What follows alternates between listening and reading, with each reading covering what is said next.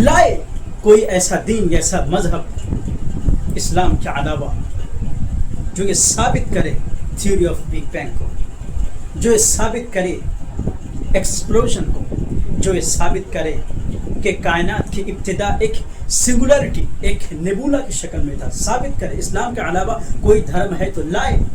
کھلا چیلنج ہے، open challenge ہے سارے دنیا والوں کے لیے، لائے کوئی ثابت کرے اپنے آپ کو۔ یہ اے آئی کا زمانہ ہے، آرٹیفیشیل انٹیلیجنٹ۔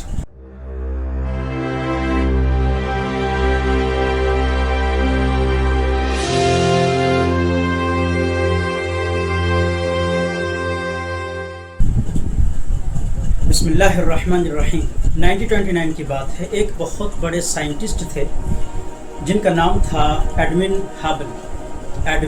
ہابل۔ تو انہوں نے دیکھا کہ یہ جو گلیکسیز ہیں، یہ ایک گلیکسی سے دوسرے گلیکسی سے دور ہو رہا ہے، اور یہ بھی دیکھا کہ یونیورس از ایکسپینڈنگ، یہ جو کائنات ہے یہ پھیل رہا ہے۔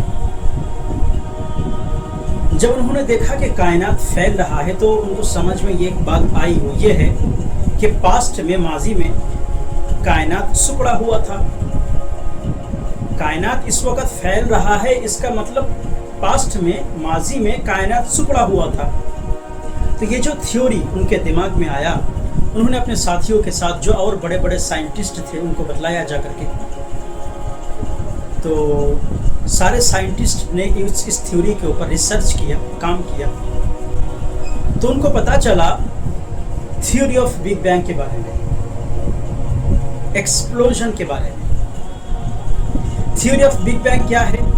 ریسرچ کرا سارے سائنٹسٹ نے، تو ان کو پتہ چلا کہ آج سے 13 ارب سال پہلے، کتنا ارب سال پہلے؟ 13 ارب سال پہلے، آج سے 13 ارب سال پہلے یہ جو یونیورس ہے ایک نیبولا کی شکل میں، سنگولرٹی کی شکل میں، ایک ڈاٹ کی شکل میں سکڑا ہوا گیند کی طرح تھا۔ پھر اس کے بعد ایک ایکسپلوژن ہوا، ایک دھماکہ ہوا، ایکسپلوژن، دھماکہ۔ اس دھماکے کے بعد 4 چیزیں سب سے پہلے بنی۔ یہ ایک ٹائم بنا، دوسرا اسپیس بنا، تیسرا میٹر بنا، اور چوتھا آخرکار زندگی بنی۔